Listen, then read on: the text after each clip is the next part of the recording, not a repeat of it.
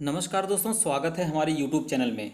दोस्तों, बहुत ही महत्वपूर्ण model paper UP triple S C NMPET लेखपाल भर्ती से संबंधित बहुत ही महत्वपूर्ण यह मॉडल पेपर है।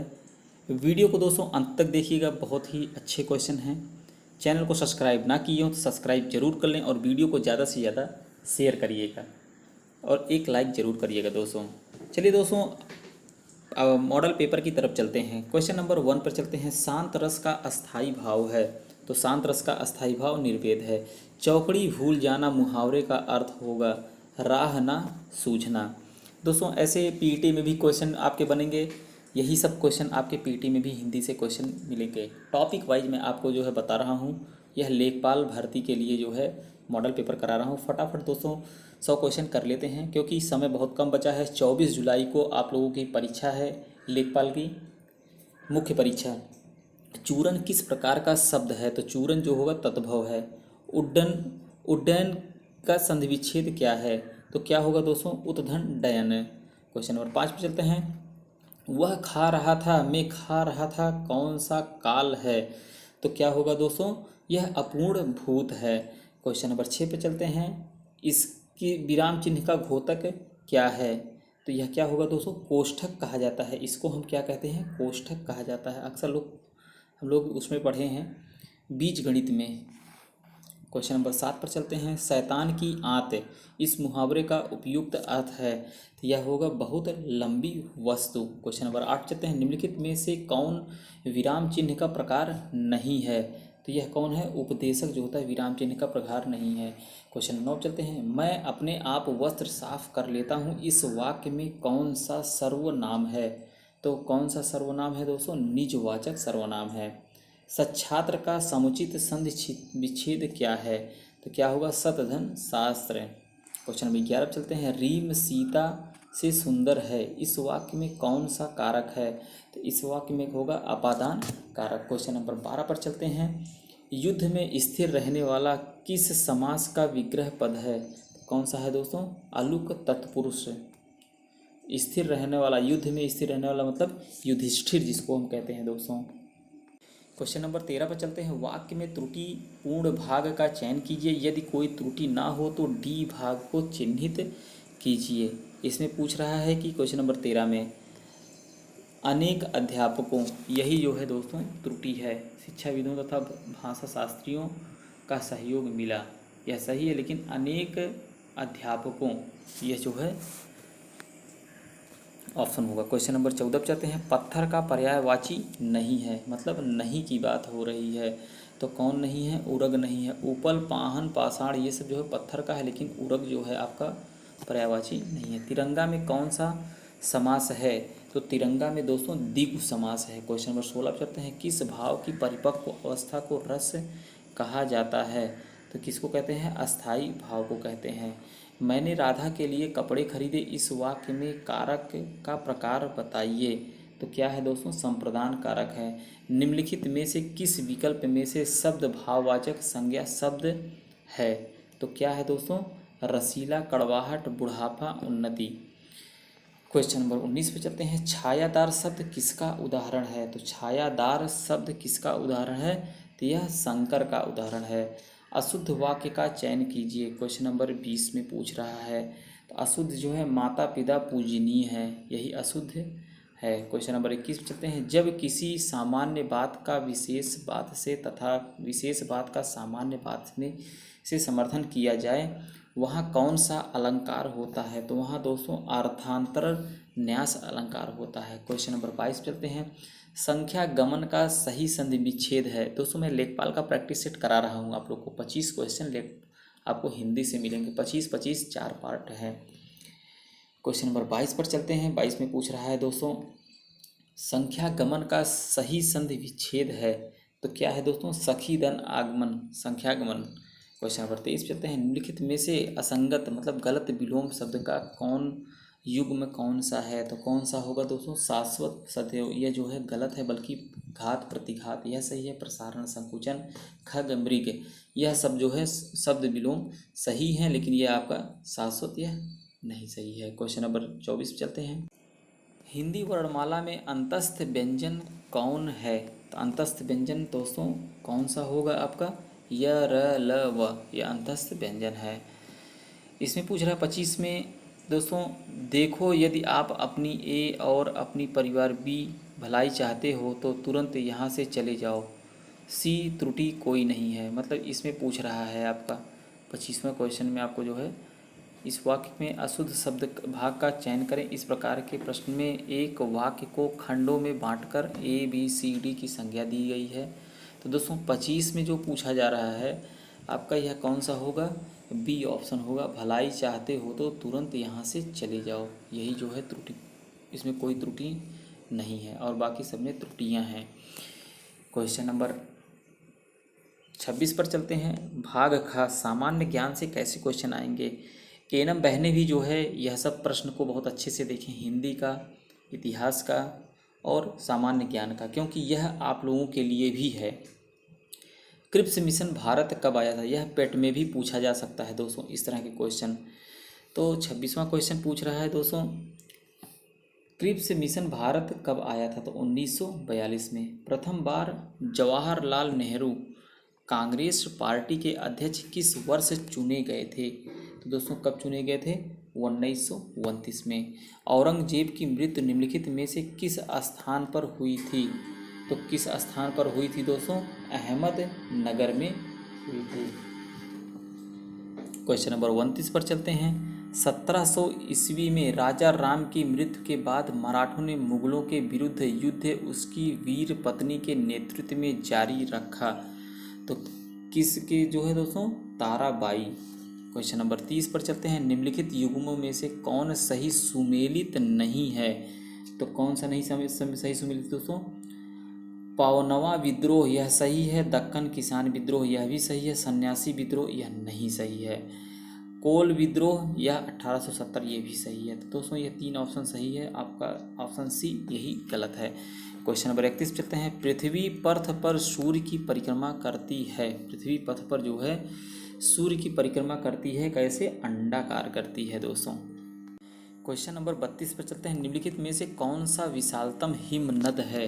तो विशालतम हिम जो है दोस्तों वह सियाचिन है। क्वेश्चन नंबर 33 पर चलते हैं।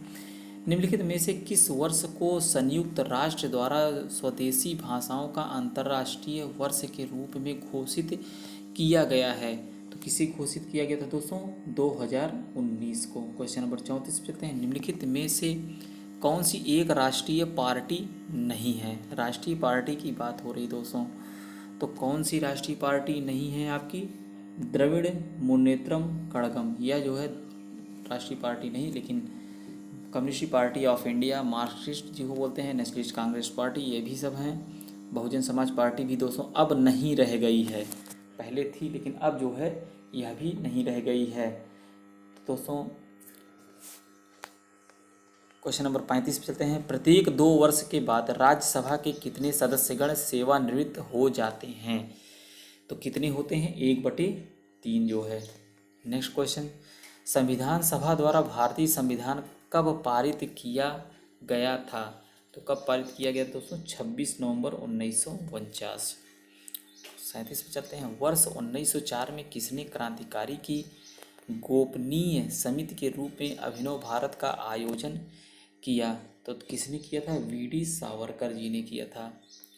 ध्वनि तरंगों की गूंज के लिए कौन सा जिम्मेदार होता है? तो कौन सा जिम्मेदार होता है दोस्तों? परावर्तन जो होता है वही जिम्मेदार होता है। बिजली के हीटर में कौन सी सामग्री प्रयुक्त होती है? तो बिजली के हीटर में नाइक्रोम जो है लगता है।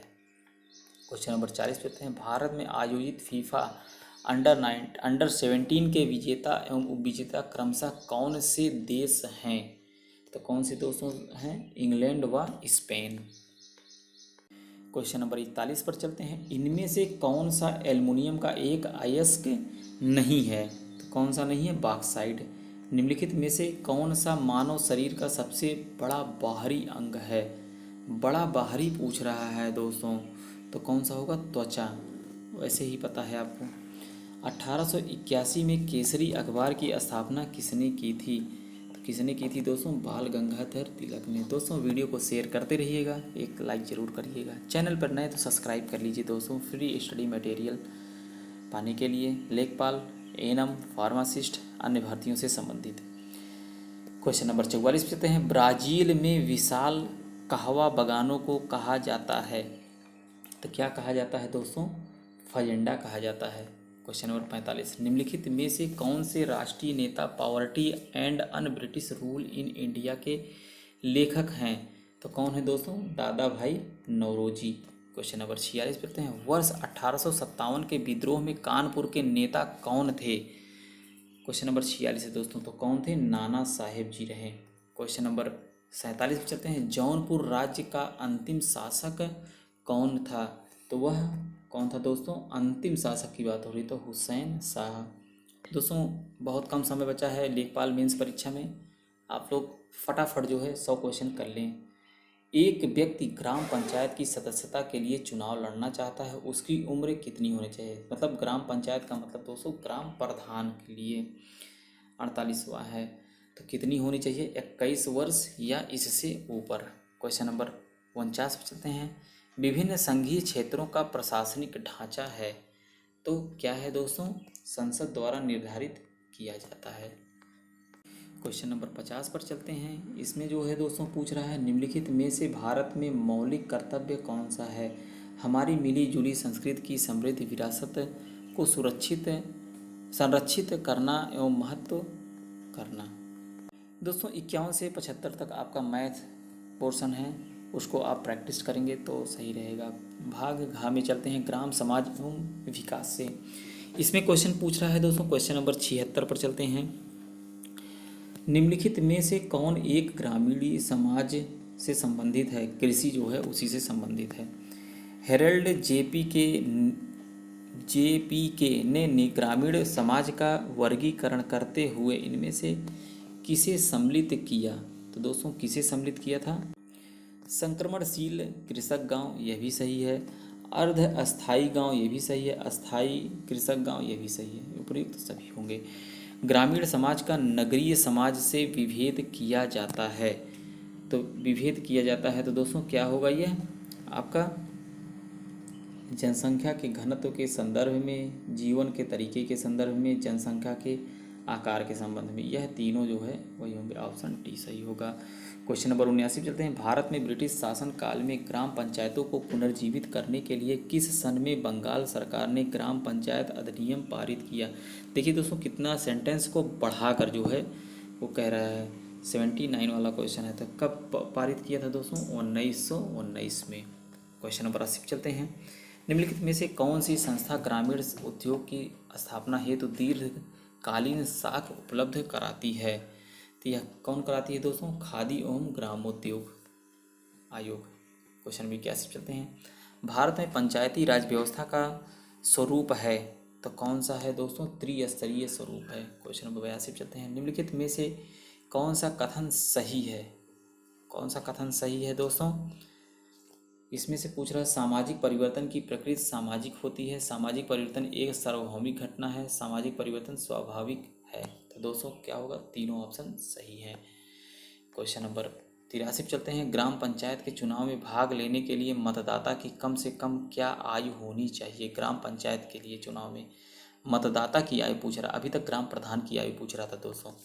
तो क्वेश्चन नंबर 83 का क्या होगा? 18 वर्ष मतदाता आप चुनाव आयोग मतलब वो आप जो है मतदान कर सकते हैं, वोट दे सकते हैं। 1 हेक्टेयर का मान निम्नलिखित में से कितना है? तो कितना है दोस्तों? 10,000 वर्ग मीटर 1 हेक्टेयर का मान जो होता है। क्वेश्चन नंबर 85 चलते हैं, प्रदेश के किस भाग में नलकूपों से सर्वाधिक सिंचाई होती है? मोस्ट इम्पॉर्टेंट है दोस्तों। तो किस क्षेत्र में होती है दोस्तों? मध्य क्षेत्र में होती है। उत्तर प्रदेश में सबसे ऊंचा बांध कौन सा है? तो कौन सा बांध है दोस्तों?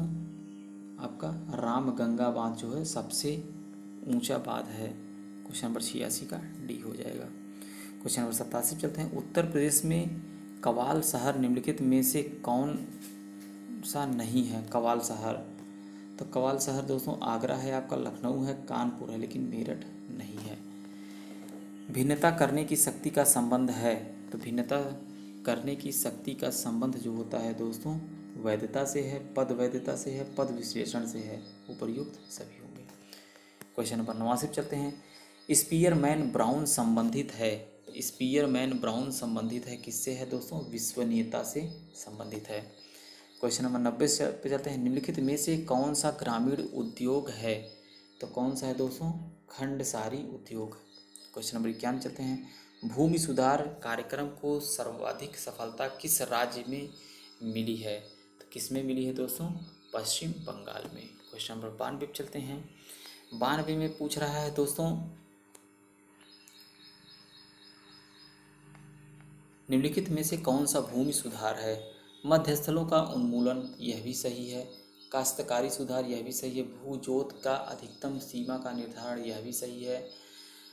भूमिहीनों को कृषि योग्य भूमि का वितरण, यह भी सही है। पांचवा चकबंदी, यह भी सही है। इसलिए दोस्तों उपर्युक्त सभी सही हैं। क्वेश्चन नंबर 93 पे चलते हैं। ग्रामीण क्षेत्र में शहरी सुख सुविधाएं प्रदान करना योजना किसके द्वारा प्रतिपादित है? तो किससे हैं? डॉक्टर APJ अब्दुल कलाम से हैं। नेक्स्ट क्वेश्चन चलते हैं। क्वेश्चन नंबर 94 पे चलते हैं दोस्तों। ग्रामीण क्षेत्र में किस रसायनों द्वारा उत्पन्न प्रदूषण की रोकथाम की जाती है? तो किससे की जाती है दोस्तों? रोकथाम की बात हो रही है तो हम जो है करते हैं कृषि रसायन की उचित मात्रा एवं उसके प्रयोग हेतु विशेषज्ञ की सलाह, यह भी सही है। मिट्टी अथवा फसल कीट रोग का परीक्षण करवाकर, यह भी सही है। वातावरण की परिस्थितियों जैसे वर्षा काल, हवा की गति आदि के अनुकूल होने पर, यह भी आपका सही है। क्वेश्चन नंबर 95 चलते हैं। ग्राम पंचायत का कार्यकाल कितने वर्ष का होता है? ग्राम पंचायत मतलब किसका दोस्तों? ग्राम प्रधान का, मतलब 5 वर्ष होता है। एक अच्छी उपकल्पना की विशेषता बताइए, तो कौन है दोस्तों? स्पष्टता, यह भी सही है। सरलता, यह भी सही है। प्रयोग सिद्धता, यह भी सही है, यानी उपर्युक्त सभी सही है। भारत के सामाजिक संदर्भ में निम्नलिखित में से कौन सा क्रम सही है?